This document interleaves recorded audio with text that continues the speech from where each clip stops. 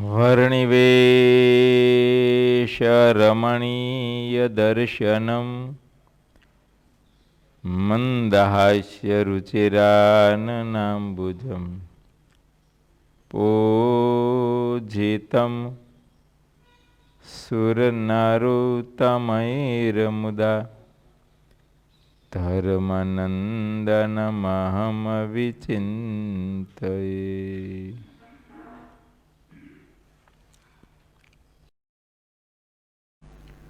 સ્વામિનારાયણ હરે હરે.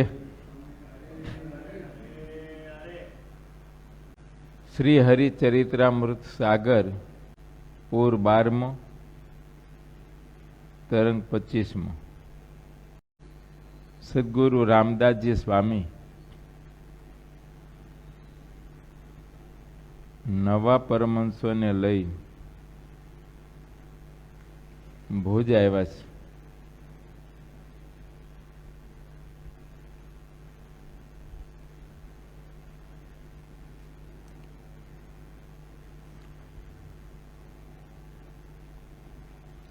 ભગવાને નવા પરમહંસોને આદરમાન આપ્યું છે.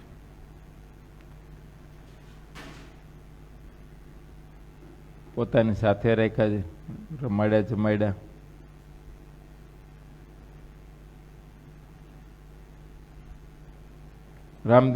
રામદાસજી સ્વામીને વાત કરી છે.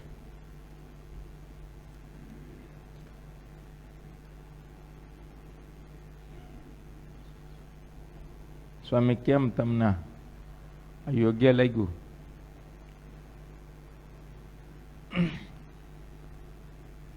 સ્વામી કે મહારાજ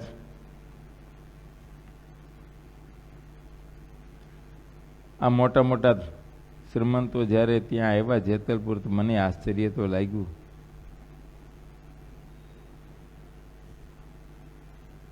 તમે કાશી જવાની આજ્ઞા કરી હતી, પણ તમારી આજ્ઞા વિના હું અહીં ભુજ લઈને આવ્યો છું, એટલી અમારી ભૂલ છે, માફ કરજો.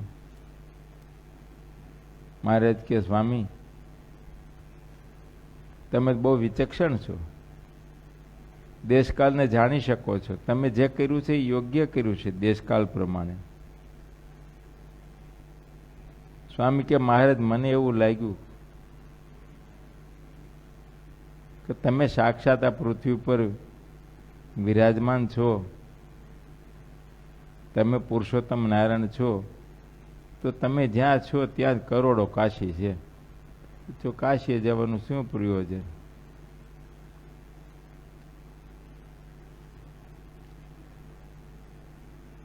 અને ત્યાં રહેનારા અમુક પરમહંસ કે સંન્યાસીઓ બ્રહ્મચારીઓ જે કાંઈ છે એમાંથી કેટલાક તો દારૂ માસ્તી ટેવાઈ ગયા છે. એ ઘણી જાતના કેફ કરે, નશા કરે છે, ગાંજા પીવે છે, ચરસ પીવે છે.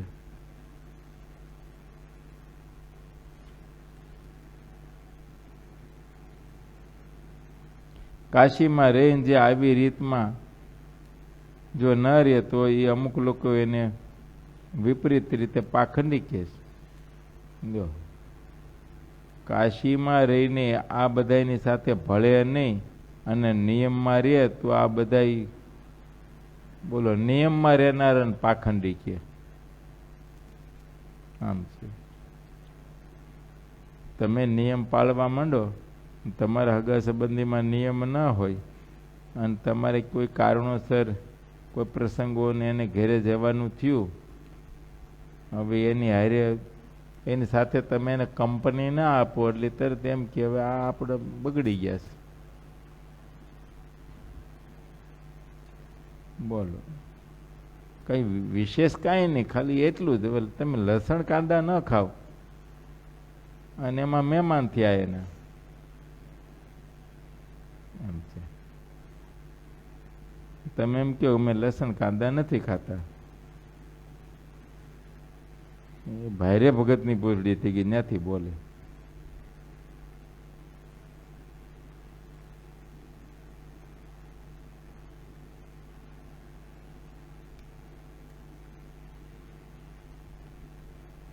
સ્વામી કે અમુક લોકો તો એવું પણ કહે છે કે જેણે પાપ કરવું હોય તે કાશી જાય.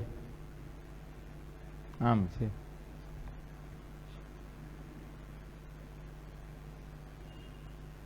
અમારે સંતો મેં કહેવત હતી એવી સાંભળ્યું છે. પેલા છે ને બધે કાશીએ ભણવા જતા. હવે તો બધી યુનિવર્સિટીઓ થઈ ગઈ સંસ્કૃતની, એટલે અહીંને ભણી લેવાય છે. બહુ થાય તો અમુક એક્ઝામ આપવા જાય. તો પેલા કાશીએ ભણવા જતા. બ્રાહ્મણો હોય, સાધુ સંન્યાસીઓ, બ્રહ્મચારીઓ બધા.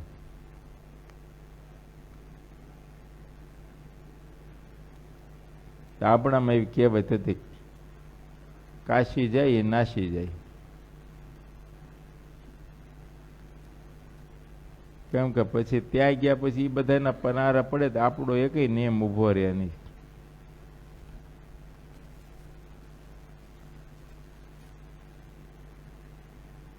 ત્યાંના સાધુ સંન્યાસીઓ, બ્રહ્મચારીઓ કે બીજા ત્રીજા બધે જે યુનિવર્સિટીમાં ભણતા હોય, હવે એની સાથે આપણા સાધુ ભણે એટલે એની રીતમાં રહેવા માંડે.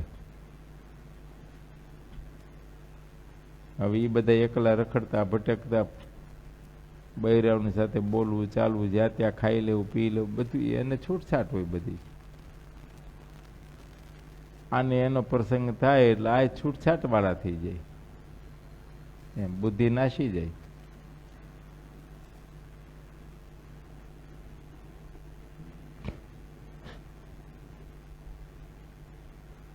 પાંચ વર્ષે ભણીને આવે વિદ્વાન થઈને,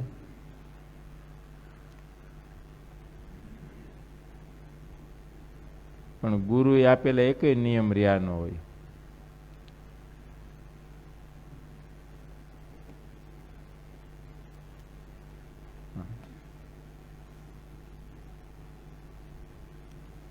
સ્વામી કે અમુક લોકો એવું કહે કે જેણે પાપ કરવું તે કાશી જાય. એમ છે. એટલે પાપ કરવા માટે નથી જતા, પણ ત્યાં જાય એટલે આવો સંગ થાય. એમ ધીરે ધીરે પાપને માર્ગે વળી જાય એને ખબર ના રહે. એમ એવા સંગને યોગે કરી.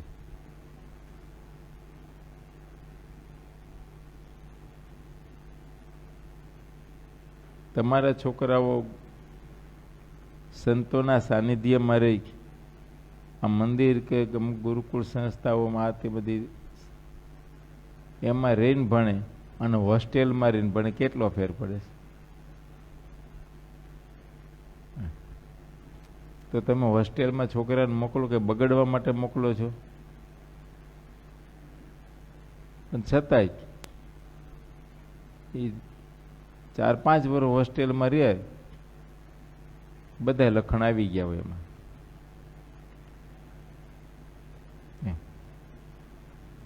એ દારૂ પીતો થઈ જાય ને, માંસ ખાતો થઈ જાય, ઈંડા ખાતો થઈ જાય, સિનાળવા કરતો થઈ જાય, ચોરીઓ કરતા શીખી જાય. બોલો,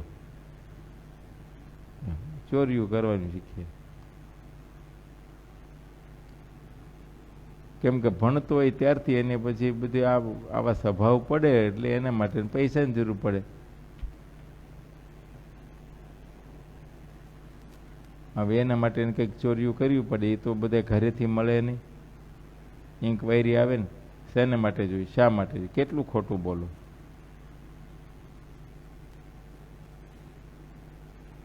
એટલે ચોરીઓ કરવાનું શીખી જાય.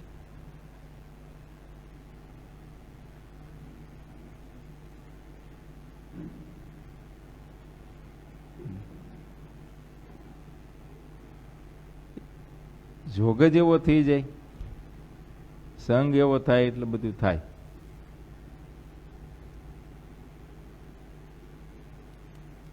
સ્વામી કે કાશીમાં રહી અને જે પવિત્ર રહેતા હોય છે તેની નિંદા અમુક શક્તિપંથીઓ કરતા હોય છે. ત્યાં મુખ્ય રૂપમાં શક્તિપંથીઓ જ રહે છે. એમ ત્યાં ઝાઝો ભાગ એવું. હવે તો કદાચ સુધારો થયો હોય છે, પણ પહેલા તો એવું જ હતું.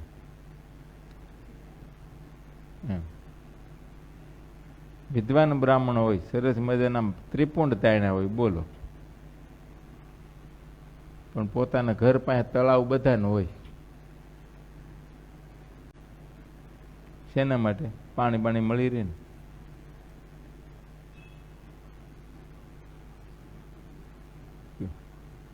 એટલે આ પાણી નહીં, શાકભાજી મળી રહે, માછલી.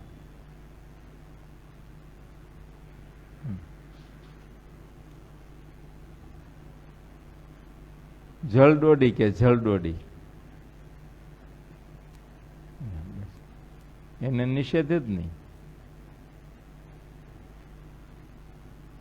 બાકીના માંસનો નિષેધ, આમાં નહીં.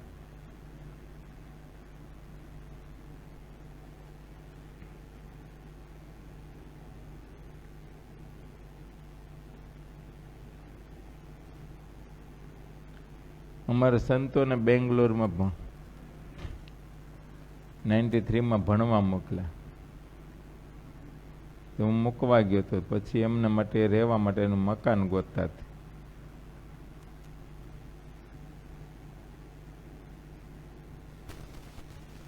તો 2-3 જગ્યાએ એ બાબત આવી. એક બ્રાહ્મણી છે, બ્રાહ્મણી એટલે પછી તો હું છે આમ જનોય દેખાડી હમ બ્રાહ્મણ હે. એમ કે બ્રાહ્મણ હોય તો આપવું, નહીતર નહીં, બીજાને નહીં. એટલે પવિત્ર હોય તો આપવું એમ. હવે એ બ્રાહ્મણ હોય. બે જગ્યા એવી જ હોય કે એમાં બધું રહોડા બોહડા જોઈ, આપણે મકાન રાખવું હોય ભાડા ઉપર બધું જોતા હોય ને, રહોડામાંથી બહાર નીકળીને તો ડસ્ટબિન ત્યાં જ હોય, ખુલ્લા ડસ્ટબિન હતા. હવે એમાં ઈંડાના ફોતરા પડ્યા હતા. મને એમ થયું મળે આપણને પૂછે તમે બ્રાહ્મણ છો, હવે આનાથી તો આપણે અભડાઈએ એમ જોઈ.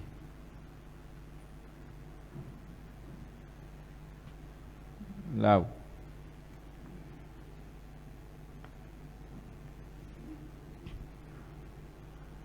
વિદેશ વાળા કે વેજીટેરિયન, એટલે આ બધા વેજીટેરિયન માની લીધું. બોલો, એમાં ઇંગ્લિશ મીડિયમ વાળા તો એક્સેપ્ટ જ કરી લે બધું.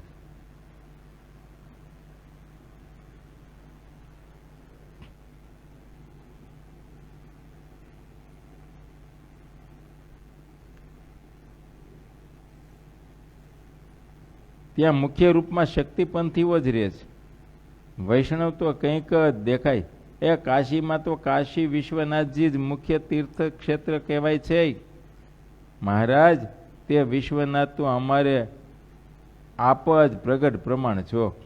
કયો હે સ્વામી કે મહારાજ, કાશીમાં કાશી વિશ્વનાથજી જે છે એ મુખ્ય દેવ છે ત્યાંના. હવે અમારે માટે તો તમે અહીંયા પ્રગટ છો, માટે અમારે માટે તો કાશી વિશ્વનાથ તમે જ છો.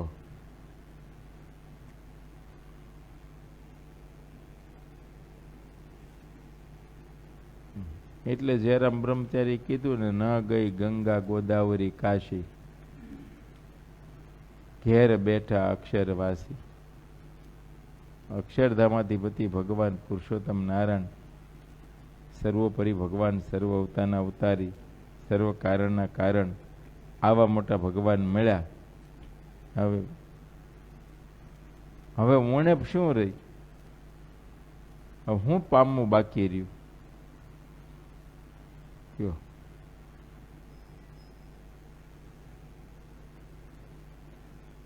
પણ જેમ જેમ ભગવાનનો મહિમા નથી સમજાતો ને ત્યાં સુધી હજી ઊણે પ્રેસ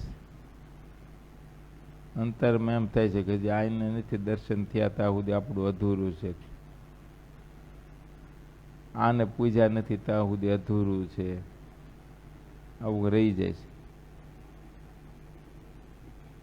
બાકી તો એક પૂજે 33 કરોડ પૂજાઈ જાય છે. કોઈ પૂજા વિના રહેતું નથી, બધે પૂજાય.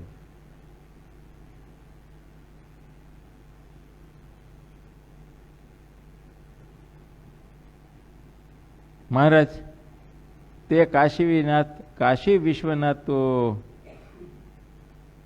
એ અમારે માટે તો આપ જ પ્રગટ પ્રમાણ અને અંતર્યામી છો.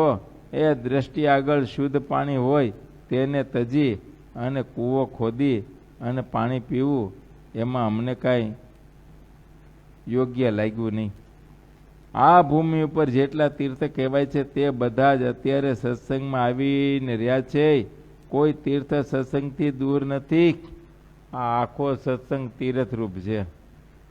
આ સત્સંગમાં રહેલા સંતો, બ્રહ્મચારીઓ, પાર્ષદો, આચાર્યો કે બાઈઓ, ભાઈઓ હવ તીર્થરૂપ છે. બસ આપણને જોતા આવડે તો.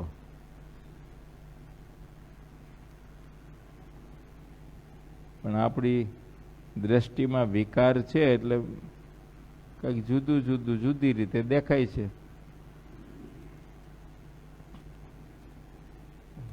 બાકી બધા તીર્થરૂપ છે. તમે જુઓ તો ખરા આ બધું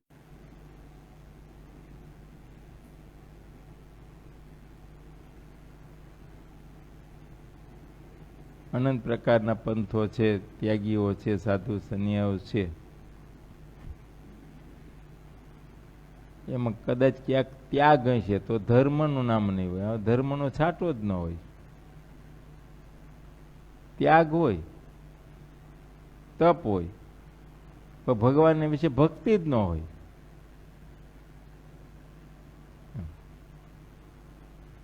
અને ક્યાંક ભક્તિ બહુ હોય છે, સમરા કાઢી ગઈ હોય,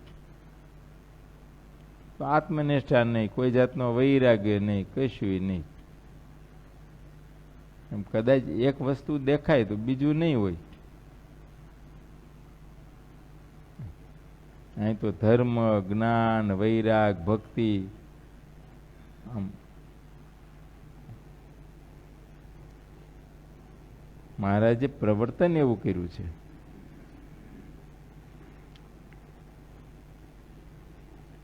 માટે આ સત્સંગમાં જેટલા સત્સંગી કહેવાય છે, અનુયાયી કહેવાય છે, એ બધાને વિશે ધર્મ, જ્ઞાન, વૈરાગ, ભક્તિ આ બધા ગુણો રહ્યા છે. હા, પછી જેનું જે અંગ હોય એ ગુણ એને મુખ્ય હોય, બાકીના ગુણ ગૌણપણે હોય.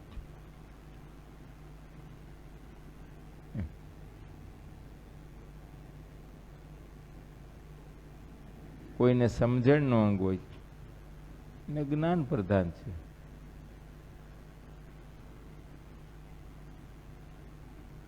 પણ એમાં વૈરાગ્ય, ભક્તિ એ બધું હોય. કોઈને સેવાનું અંગ હોય, ભક્તિ પ્રધાન હોય, તો એના પેટામાં એ ધર્મ છે, વૈરાગ્ય છે, આવી જાય.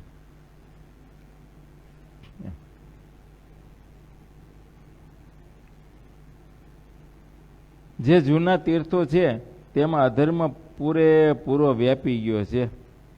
કાળે કરીને તીર્થોમાં અધર્મ વ્યાપી ગયો અને એ બધો ધર્મનું રૂપ લઈને વ્યાપી ગયો. બોલો, રૂપ ધર્મનું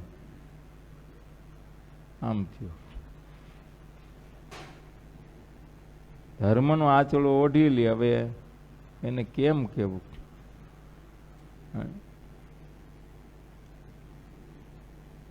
હોય અધર્મ,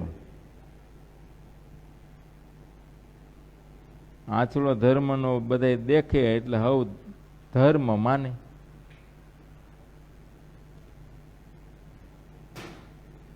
આ તો શ્રીજી મહારાજે પ્રગટ થઈ અને ધર્મ અધર્મની વ્યાખ્યા સમજાવી, સાધુ અસાધુની વ્યાખ્યાઓ સમજાવી, યોગ્ય અયોગ્ય, બંધન મોક્ષ આ બધું મહારાજે પ્રગટ થઈને ઓળખાયું. બાકી તો બધાને આમને નાડા પકડાવી દીધા હતા ને હવે પકડી રાખ્યું હતું અને હજી પકડાઈ ગયેલું મુકાતું નથી. બોલો,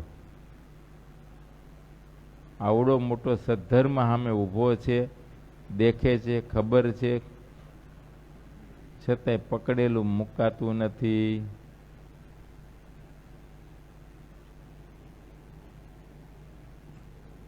એ તો કોક પૂર્વના સત્સંસ્કારવાળા હોય તો એને આમાં હા પડે છે અને આ સત્સંગને તરત સ્વીકારી લે છે.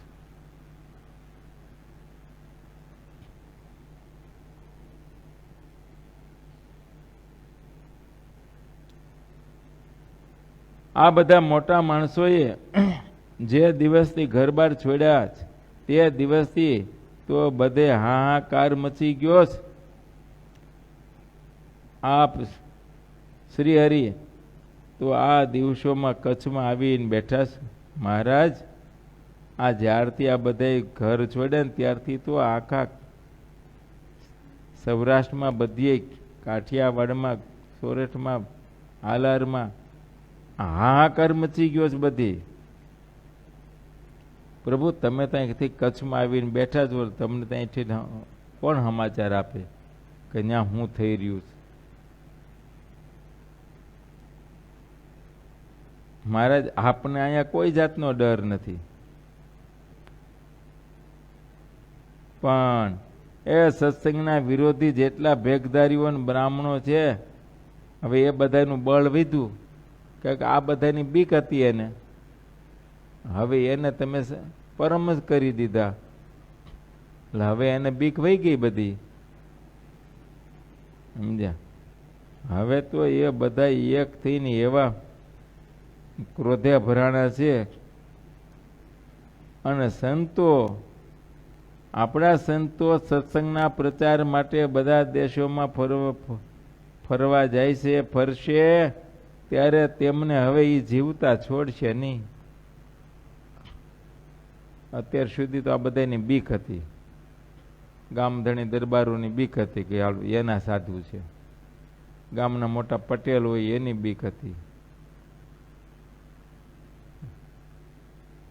પણ હવે એને તમે સાધુ કર્યા એટલે હવે ઓલાની બીક બધી ટળી ગઈ. હવે જીવતા છોડશે નહીં. આ બધા નવા પરમહંસોને પહેલા અમે વહેલા લઈ ગયા અને ત્યાંથી તેમને પ્રાંતિજ લઈ અને પછી વડનગર આવીને રહ્યા. વડનગરથી વિસનગર આવ્યા, ત્યાંથી વઢિયાર,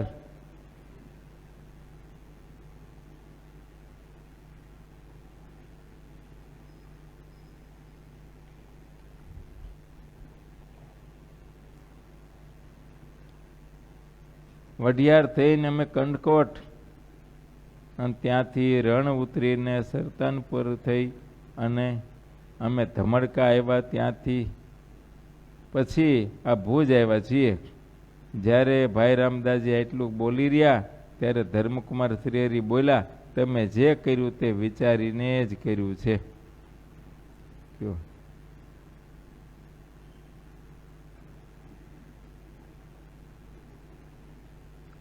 એ અમારા જે વચન છે તે તો હરિભક્તોનું હિત કરવા માટેના છે અને તે હરિભક્તનું જે હિત કરે તેના ઉપર તો અમે બહુ રાજી થઈએ છીએ. મહારાજ કે સમજ્યા? મહારાજ કે અમારે આને કંઈ સાધુ કરવા નહોતા, પણ એ બધાનું મૃત્યુ સમીપમાં આવ્યું હતું ને એટલે અમે વિચાર્યું કે જો એને પરમહંસ કરી દઈએ તો મૃત્યુથી ઉગરી જાય, એટલે અમે એમને પરમહંસ કર્યા છે.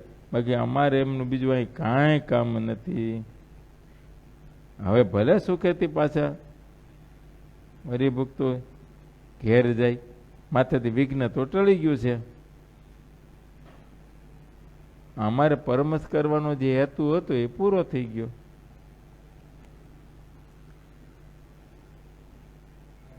ત્યારે ઓલા નવા પરમહંસ હતા ને એ કહે છે, અરે મહારાજ, હવે અમને ઘેર જવાની આજ્ઞા કરશો નહીં. આપે તમે જ આ ત્યાગીનો તો સાધુનો તો બહુ મોટો મહિમા કયો છે. અને એવી સાધુતા અને એ પદ અત્યારે તમે અમને આ ત્યાગીનું પદ આપ્યું, બહુ મોટી દયા કરી. એ અમૃત તુલ્ય છે, માટે હવે અમૃત પાઈને ઝેર પાસ્યો નહીં.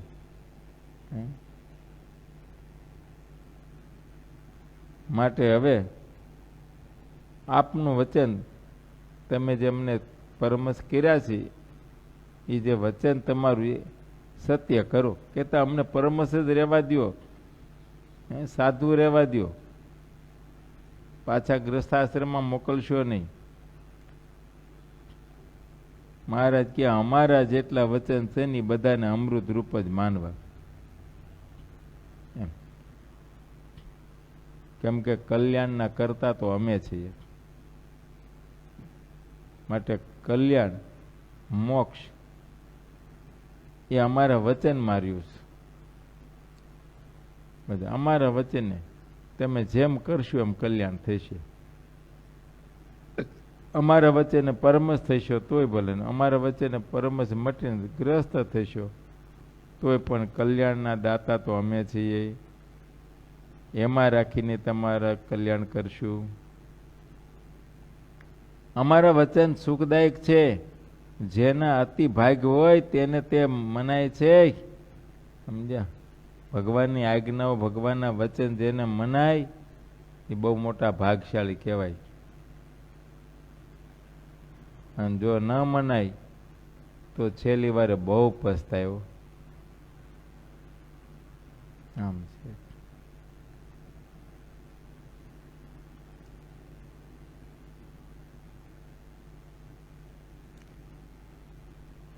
સત્સંગમાં એક વીરા શેલડિયાની વાત છે. મહારાજ દાદા ખાચરના બીજી વખત લગ્ન કરવા નીકળ્યા ભટવદર, ત્યાર વીરા શેલડિયાને ગામ આવ્યા છે. ત્યાં રાત રોકાણે છે. વીરા ભગત બહુ હારા મોટા ભગત ને સુખી, આખા જાનનો ઉતારો કરાવ્યો છે, ઢાળો કરાવ્યો. એને પોતાની ઘરની ગાયના 2 વાછડા ઉછેરીને મોટા કરેલા, પેલી ધરના વાછડાઓ બળદિયા. એને મનમાં સંકલ્પ થયો આવો મોકો ક્યારે મળે કે શ્રીજી મહારાજ પોતે રથ હાંકતા હોય. દાદા ખાચરનો રથ મારા જ હાંકતા, માટે મારા વાછડા છે ને પ્રસાદીના કરી લઉં. માટે હવારે મારા વાછડા છે ને એ 2 વાછડાને વરને ગાડે જોડવા. મહારાજ હાકે પ્રસાદીના થઈ જાય. મહારાજને વિનંતી કરી. મહારાજ કે બહુ સારું, કાંઈ વાંધો નહીં. વીરા શેલડિયાએ પોતાના બળદિયા 2 નવા જોડ્યા. મહારાજ પણ બેઠા રથ હાંકવા. વીરા શેલડિયા તો આગળથી જ બેસી ગયા, ઊંધ ઉપર ઠેઠ આગળ કાગવા પાછળ. હા, પગને આટી મારી. એ આખી મોજ જુદી હોય. નાનભાઈને પૂછો કેમ નાનભાઈ? હા, ત્યારે પછી બળદિયા એવા પણ એના એક હરખા સિંગ ને એક વખત હરખી મથાવટી, તમે જુઓ તો એક હરખા રંગ ને હાલવામાં એક ભૂલો એક જુઓ તો એક ભૂલો, એવા 2.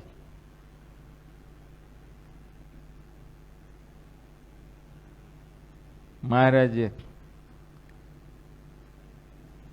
ભગતને કીધું, વીરા ભગત, હા મહારાજ, આવા બળદ તો દાદા ખાચરના દરબારમાં શોભે હો. હા મારે ધ્યાનમાં રાખીશ.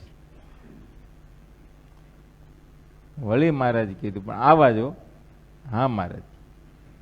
ત્રીજી વખત મહારાજ કીધું, રંગે રૂપે પૂછે સિંગે આમ આવા જ. હવે એવા હોય બીજા? આ બ્રહ્માની સૃષ્ટિમાં એક જેવો માણસ બીજો દેખાય છે?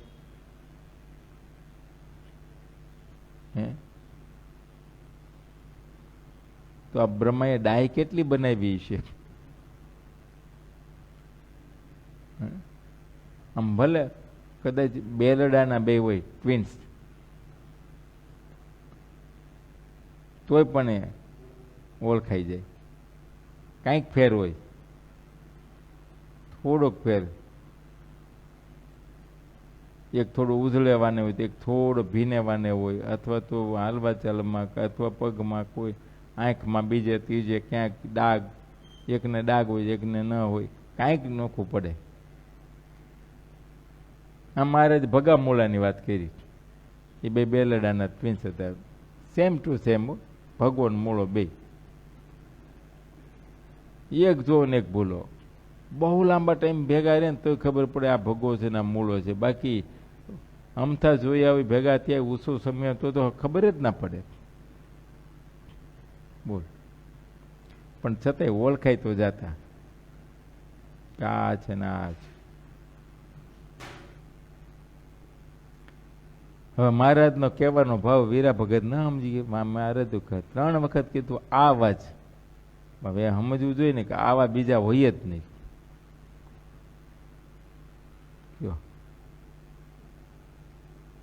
કદાચ સમજતા છે તો લોભને વશ નહીં આપી શક્યા હોય.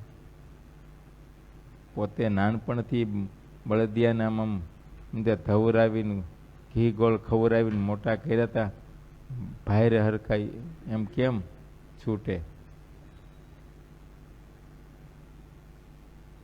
આમ કરતા કરતા કરતા કરતા તો લાંબો સમય વયો ગયો. પછી તો એ બળદિયા વી ધર હાલીને એ મરી ગયા. મહારાજે સ્વધામ વૈયા ગયા. વીરા ભગતની પણ અવસ્થા છેલ્લી થઈ. અંતરમાં શાંતિ નહીં, સુખ નહીં, કંઈક ઉણપ અનુભવે. ખબર નથી પડતી પણ કંઈક ઉણપ અનુભવે છે. એને એમ ખટકો કંઈક છે અંતરમાં. દેહ છૂટે નહીં. કયો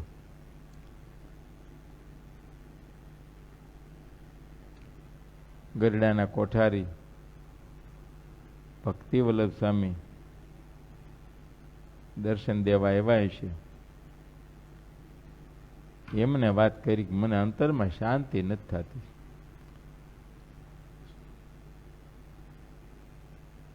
કોઠારી સ્વામી બહુ સમર્થ માણસ હતા, બહુ મોટા પુરુષ.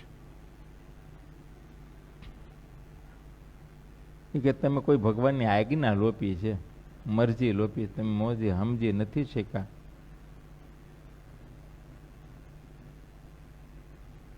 કે મહારાજે તમારી પાસે બળદની માંગણી આટકે કરી પણ તમે સમજી શક્યા નહોતા. કે હા, પસ્તાવો બહુ થયો. ચાલો તેથી તો હું આપી શકું એમ હતું, અને બળદ આપી ન શીખો. બળદે વૈયા ગયા, મહારાજે સ્વધામ વહી ગયા. હવે શું કરું? સ્વામી કેમ કરો? મહારાજની જગ્યાએ મહારાજના દીકરા રઘુરજી મહારાજ છે, કે મહારાજનું સ્વરૂપ સમજી અને એમને બળદ અર્પણ કરો એટલે મહારાજને મળી ગયા. સમજો. પછી ફરીને પાછા 2 બળદ તૈયાર કર્યા, પોતાના ગાયના વાછડાઓ. આ રીતે ધવરાઈ બોરાઈને આમ ખવરાઈ પીવરાઈને પછી ગાડું નવું મેળાવ્યું, બનાવડાવ્યું. એ ગાડું ને બળદ લઈને ગઢપુર આવ્યા. અને મહારાજ શ્રી જલઝીણીનો ઉત્સવ કરવા આવ્યા હતા. એ વખતે ગોપીનાથજી મહારાજના ફળિયામાં એ ગાડું ને બળદ રઘુરજી મહારાજને વિધિ સહિત અર્પણ કર્યા. અહીંયા અર્પણ કર્યા એ વખતે ભગતની વાડીએ ઓલો હાથી કામ કરતો તો ન્યા દર્શન થયા. એ જ બળદ ને એ જ ગાડું. મહારાજનો પાર્ષદ ગાડું હાકે છે ને મહારાજ ગાડામાં બેઠા છે. હાથીને કીધું કે તારા ઘરધણીને કહેજે કે તમે ગરડામાં રઘુવીરજી મહારાજને ગાડું બળદ અર્પણ કર્યા ને એ અમને અક્ષરધામમાં મળી ગયા છે. એટલું કહી દઈશ. હાથી ભાગશાળી. હરિભગતને ઘેરે હાથી રહ્યો તો એને દર્શન તો થયા.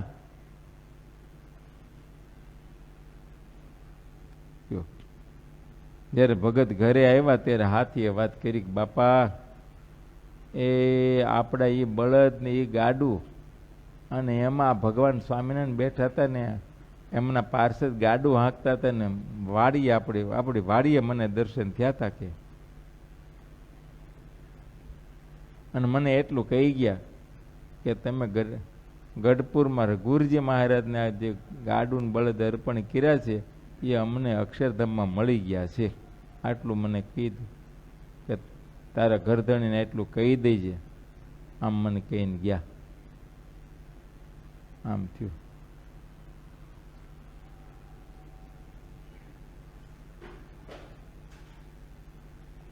હવે એ તો ભક્તિ વલ્લભ સ્વામી સાથે એને જીવ જોડ્યો હશે તો છેલ્લી વારે કામ થયું. આમ છે ને તે પસ્તાવો રે હોય ત્યારે કંઈ કરી ન શકે ને પછી આપણે હાથમાંથી વયું જાય, આપણી સત્તામાંથી વયું જાય, પછી પસ્તાવો થાય. અરે રે તેથી કરી શકું એ મતો પણ કાંઈ કર્યું નહીં. એક દી ચંદનના વાઘા ઠાકોરજીને કરાવાય નહીં. તેથી મારા હાથ ઉપર હતું, મારા હાથમાં હતું, કરવું એમ થાય, ન કરાવ્યું, રહી ગયું લોભને વચ્ચે. અને પછી જ્યારે મહીમાં જાગ્યો ત્યારે હાથમાં કાંઈ ન રહ્યું, સત્તા છોકરાના હાથમાં વહી ગઈ, પોતે પરવશ થઈ ગયા. હવે ઘણું સમજે પણ કરવું શું?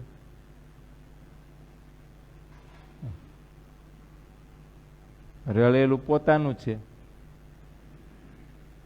રળેલું પોતાનું છે પણ પરના હાથમાં વયું ગયું.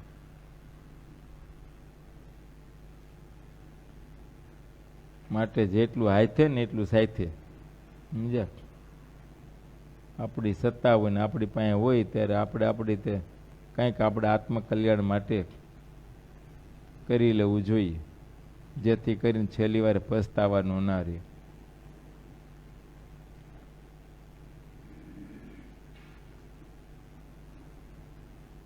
મારે કે અમારી મરજી હોય તેમ તમારે ચાલવું, બસ. એથી કોઈ બીજો મોટો મોક્ષ નથી. અમારી મરજી, અમારી ઈચ્છા, અમારી આજ્ઞા, વચન એ જ કલ્યાણ. આ નવા પરમહંસો કે મહારાજ અમે તો હિત અહિત એવું કઈ બીજું જાણતા નથી, જેમ આપ કહો તેમ જ અમારે કરવું છે. આપની આગળ તો અમે તો એક આંખો બંધ કરીને વર્તીએ છીએ. હા, એમાં કોઈ દી અમે સંશય કરતા જ નથી, જોતા જ નથી. આપને રાજી કરવાનું તાન છે ને, તો જ એક ચીઠી ચબરખીએ નીકળી શકાય છે ને. ઘર બહાર મૂકીને એમને કેમ નીકળાય? હે ભાઈ? તો પછી આપણું કાલ સવારે મંદિરે આવું તું 4 છાંટા આવ્યા કે વરસાદ આવે પછી જઈશું. આપણે ક્યાં ગારાના માટીના છે, ગળી જવાના છે એમ. અને વરસાદથી રક્ષણ થાય એવી તો વ્યવસ્થાઓ છે, કાંઈ નથી. રેનકોટ, હે, છત્રી હોય, છત્રી નો અનુકૂળ આવે તો રેનકોટ, વ્યવસ્થાઓ છે, બધું થઈ શકે છે.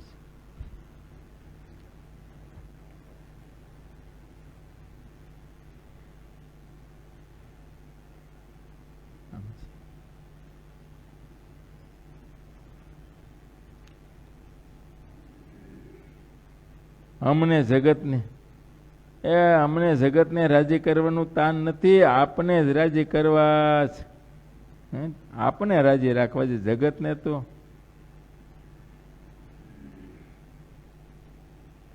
આપને રાજી રાખવા, જગતને રાજી રાખવા, એ બે વાત બને નહીં. કોઈ દિવસ એક સાથે ક્યારેય પણ બને નહીં. અને મહારાજ પૂર્વે અનેક જન્મથી આ જગતને જ રાજી કરતા રહ્યા છીએ. અને એમ જ છે, આ જીવે જ્યારે જ્યારે મનુષ્યના જન્મ લીધા ને ત્યારે ત્યારે એ બીજાને રાજી કરવા જ રહ્યો. બોલો,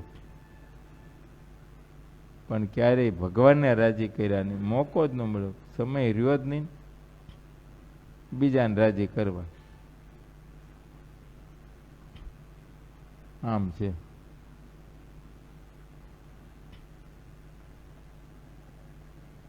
બીજાને રાજી કરવામાં તો તમે જુઓ ને તો આખું બધું ભૂલાઈ જાય. જો અમારા ઓલા ભાઈ છે ને, એમને કાલની રસોઈ હતી, હવે કોઈને રાજી કરવામાં રહી ગયા તો ટિફિન તો છે સાંજે 6 વાગે લેવા આવ્યા.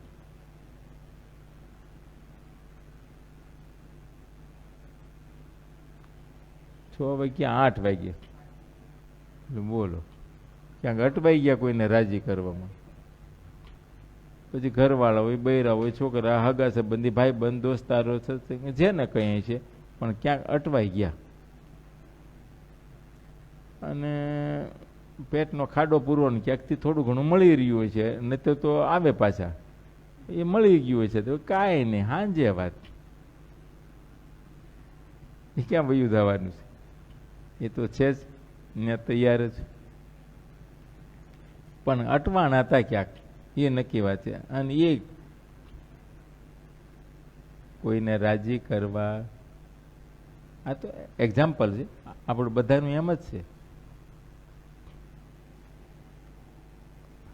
અને એ જ કરી રહ્યા છે. આ બધા જે કાંઈ મથી રહ્યા છે, મહેનત કરે છે, એ શું કામ કરે છે? કોને માટે કરે છે? સૌને રાજી કરવા. નિત્યેશને પૂછી, ભાઈ જોબ શાને માટે કરે છે? ફરજ. ફરજ તો એ જ ને, સૌને રાજી રાખવા.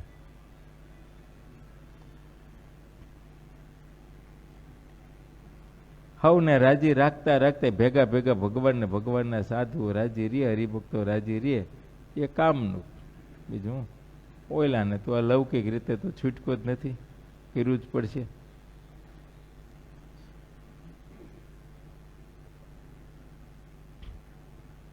પણ કેવળ એકને જ રાજી કરવાનું તાન રાખીએ તો કલ્યાણનો માર્ગ ચૂકાઈ જાય.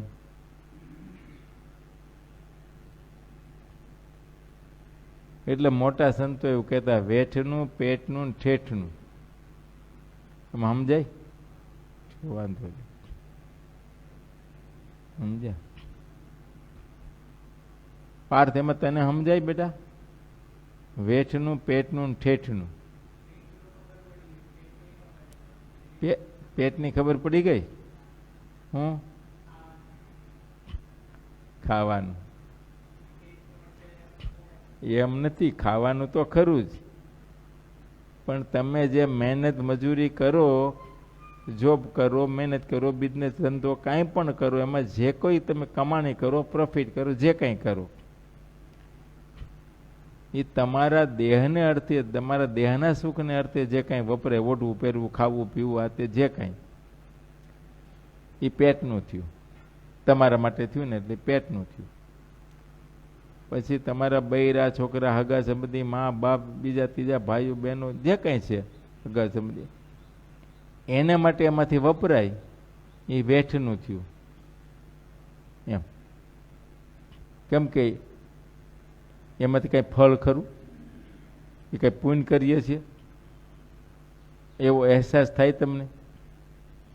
હે, તમે તમારા છોકરાના મોઢામાં કોળિયા દઈને ખવડાવો, તમને એવું થાય કે મેં એટલો પુણ્ય કર્યું?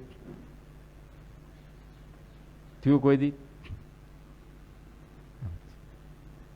તમારી પહોંચ પ્રમાણે સંતોને કંઈક સીધું આપો, ફળ લાવો, આ તે કંઈ, તો તમને અંતરમાં એમ થાય કે આજ આપણા તરફથી ભગવાનને, સાધુને એટલું. ભલે એક કાકડી જ લાવ્યા, અને એ જ કાકડી ભગવાનને થાળમાં ધરાવી હોય, કે મેવામાં ધરાવી હોય, અને એમાંથી જો તમને પાછો પ્રસાદ મળ્યો હોય તો તમને ઓહો ઓહો થવા માંડે કે મારી કાકડી ભગવાનજીમાં, અહોભાવ થાય અંતરમાં. ઓલાનું શું ફળ? એમ માટે એને વેઠ કહેવાય. સમજ્યા? વેઠ છે ને રાજાશાહીમાં હતી, રાજાશાહી હતી ને ત્યારે યાર દરબારગઢમાં કાંઈ બાબત હોય ને તો ત્યાં કામે જવું પડે, સમજ્યા? અને એમાં કાંઈ મળે નહીં, વેતન ન મળે, મજૂરી ન મળે, રોટલાય પોતાના લઈ જવાના એમ. આ સરકારી નોકરિયા તો હોય, આઈએસ અધિકારીઓને હવે કંઈક એને આપણે કંઈ કામકાજ કરતા હોય ને સાહેબે કીધું છે ભાઈ આટલું આ કામ કરવું છે, પછી એની પાસે બિલ મગાય.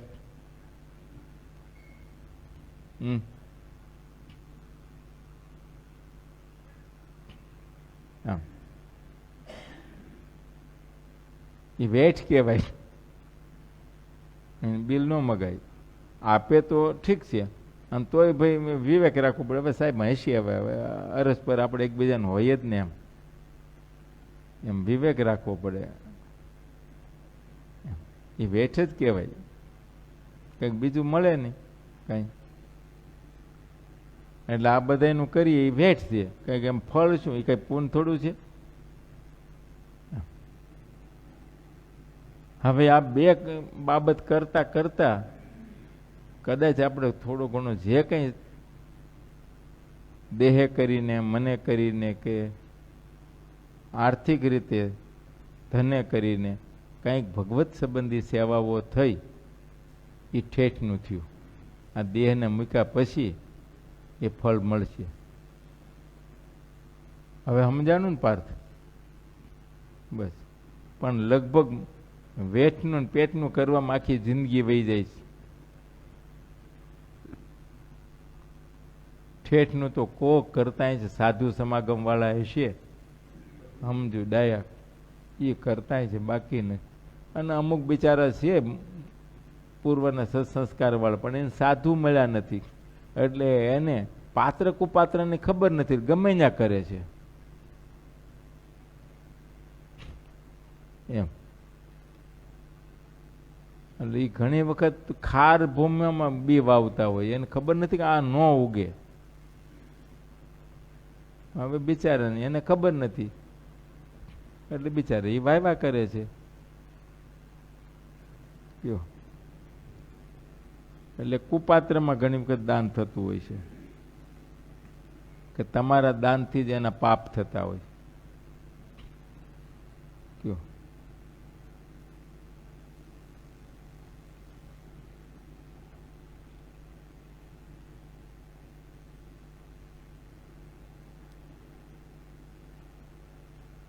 મહારાજ કે અમારા સિવાય અન્ય કોઈમાં તમે પ્રેમ રાખ્યો નથી. હવે જે કાંઈ જપ તપ કરવાના છે તે તો બધા હરિભક્ત તમે કરો છો.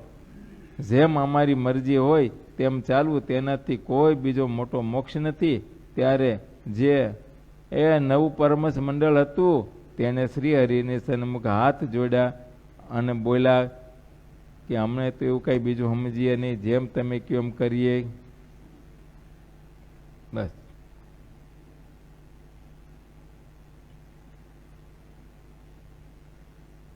એ જગતમાં આ દુઃખને કોઈ દેખતું નથી, સમજ્યા? જમપુરી, લખચોરાશી, જન્મ મરણ આમ છે. અને એ દુઃખનું કારણ પર આ લોકોને રીઝવવામાં, લોકોને રાજી કરવામાં જ દુઃખ આવ્યા. કેમ કે એને રાજી રાખવા માટે કંઈક ભગવાનની આજ્ઞા લોપીને થાય, કરવું પડે. કારણ કે રાજી એને રાખવા છે એટલે થવાનું. ભગવાનની આજ્ઞામાં રહેવા જાવ તો ભગવાન રાજી થાય, તો ઓલા રાજી ન થાય. અને એને રાજી કરવા હોય એટલે ભગવાન કુરાજી થાય. એમ કે એની રિક્વાયરમેન્ટ જ એવી હોય.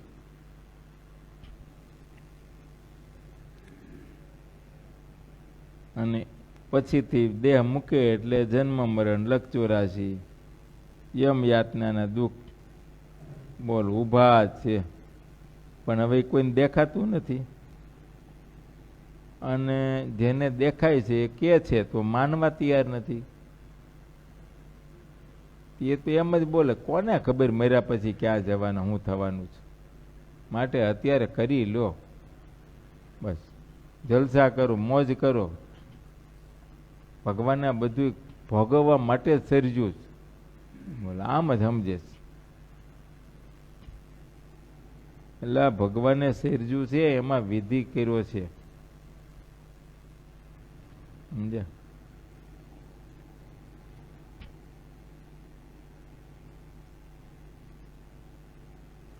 એ માયક સુખ મેળવવા માટે જીવને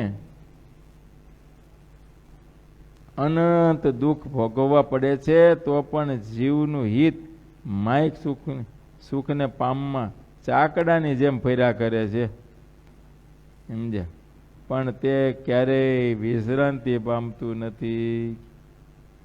એ તો ભગવાનની મૂર્તિમાં ઠરે ત્યારે વિશ્રાંતિ પામે, સમજ્યા? મન ભગવાનની મૂર્તિમાં ચોટે તો વિશ્રાંતિ થાય એને, એ વિના વિશ્રાંતિ થવાની જ નથી.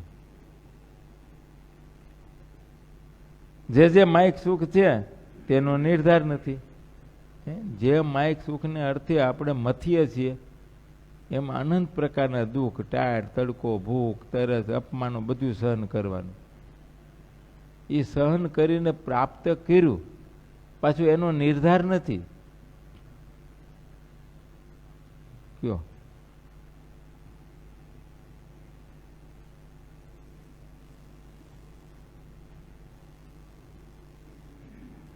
એક ભાઈએ સરસ મજાની હવેલી બનાવી. તે બહુ શોખીન માણસ, કરજો કરીને કરી. આપણે નથી બેંકોની લોનો લઈને બનાવતા, બેંકોની લોનો લઈને સરસ મજાના મોટા ફ્લેટો લે. આ મોટા ફ્લેટો લીધા પછી હવે એને ખાલી ભીતડા જ રાખવા, કાંઈક ફર્નિચર કરવું પડે ને. એટલે ફર્નિચર, અને એ ફર્નિચર હા વાંચું કહેજો, ફર્નિચર બૈરા છોકરાને ગમે એવું કરવું પડે ને, એની ચોઈસ હોય. અને એમાં એન્જિનિયર તો મહા ખેપાન હોય, બેનને પૂછીને જ કરે બધું, અને બેનને એવા પ્લાન દેખાડે ને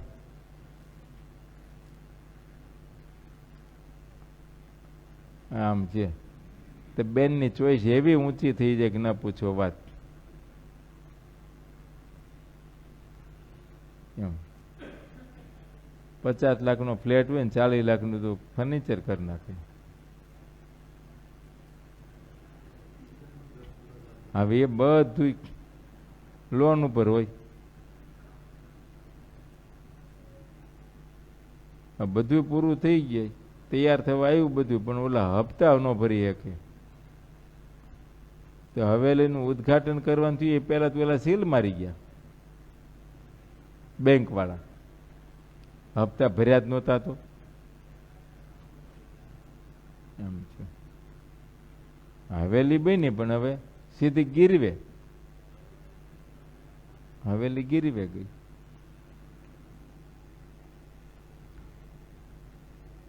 રહ્યો નિર્ધાર. જાજો ભાગ દુનિયામાં આવા જ કામ કરે છે, અને આવી જ બુદ્ધિ હાલે જાજો ભાગ, સમજો?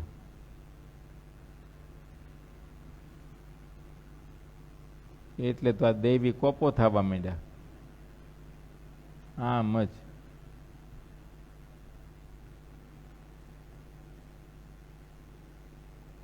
અનંત પ્રકારના પાપ. બોલે પાપ પાપ મનાતું જ નથી. દારૂ પાપ માનતા જ નથી. સ્વાગતમાં આવી ગયું, સન્માનમાં આવી ગયું.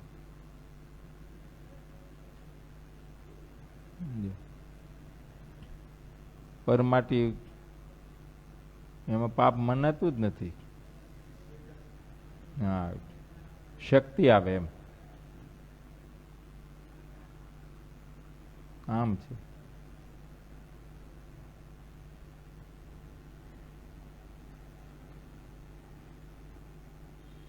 નોકરીમાં, ધંધામાં જો તો છળ કપટ, દગા, ચોરીઓ, ખોટું બોલવું, સેમ્પલો કાંઈ દેખાડવાનું, માલ કાંઈ મોકલવા. માલ મોકલે તો મોકલે ને કંઈક બીજું જ મોકલ્યું હોય. ઓલો કુરિયર છોડાવીને જેમાંથી ખોલે તે ખબર પડે, આમાંથી કંઈ કંઈ હવે કુરિયર ખુલી ગયું, હવે જવાબદારી ઓલાની નહીં.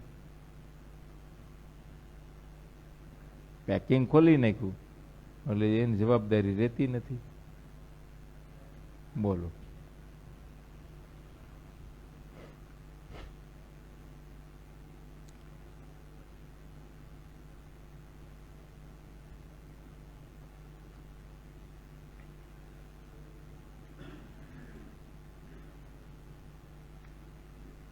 બેંકોના એટીએમ માંથી ખોટી નોટો નીકળે એટલે બોલો એ કોણ નાખતું હોય છે?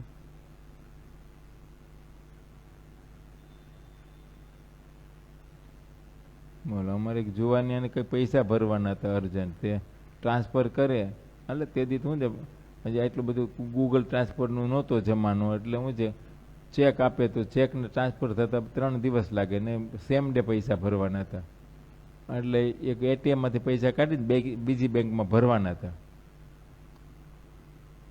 અત્યારે હજી 1000ની નોટનું ચલણ હતું ત્યારની વાત. તે બિચારો અહીંથી એટીએમ માંથી પૈસા કાઢીને ત્યાં ભરવાઈ ગયો તો 7 નોટ પાછી આવી ખોટી, એટીએમ માંથી નીકળી.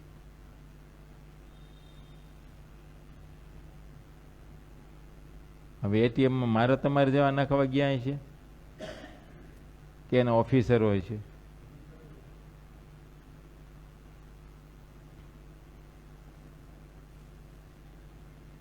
એટલે એમ તો એ ઘૂસાડે છે ને.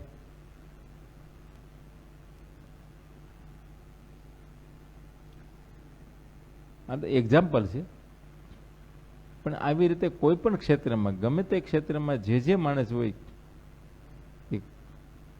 વૃત્તિ જેવી નાના મોટા જે માણસ હોય તે જે ક્ષેત્રમાં જ્યાં હવની વૃત્તિ જેવી, કેવળ સ્વાર્થ વૃત્તિ.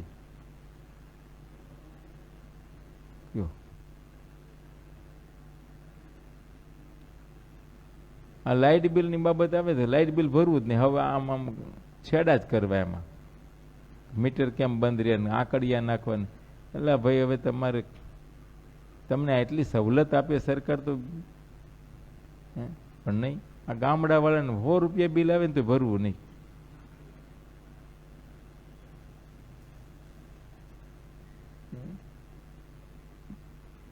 હવે ગામડા વાળાનું બિલ લાંબુ નહીં, પણ સબસિડીઓ સરકાર આપે, બીજું ત્રીજું આપે, ઓછું કરે. બોલો. ખેતીવાડીમાં કેટલું, પણ તો એ નહીં. પાક ગમે એવડો મોટો લીધો હોય તો એમાંય છેડા કરે.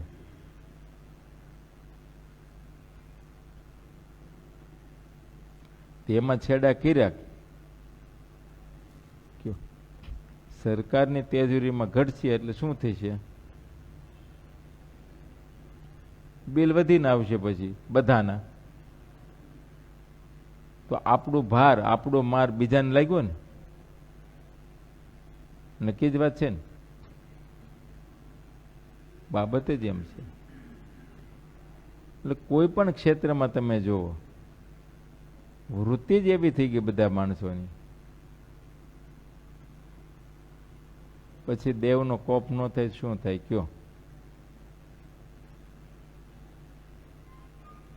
અતિવૃષ્ટિ થાય, પાણીની રેલો આવે, અનાવૃષ્ટિ, કાળ પડે, ભૂકંપો આવે, કોરોના જેવા રોગો ફાટી નીકળે, પ્લેગ જેવા રોગો આવે,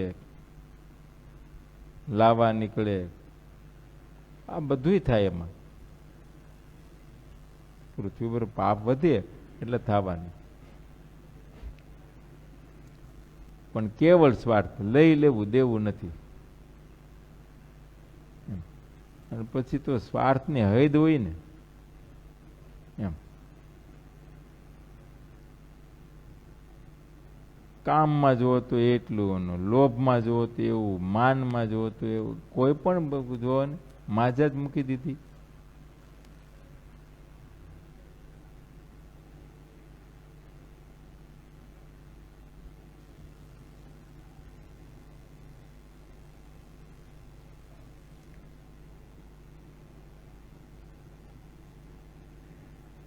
માયિક સુખ મેળવવા માટે જીવને અનંત દુઃખ ભોગવવા પડે તો પણ જીવનું ચિત્ત માયિક સુખને પામવા ચાકડાની જેમ ફર્યા કરે છો, પણ તે ક્યારેય વિશ્રાંતિ પામતું નથી.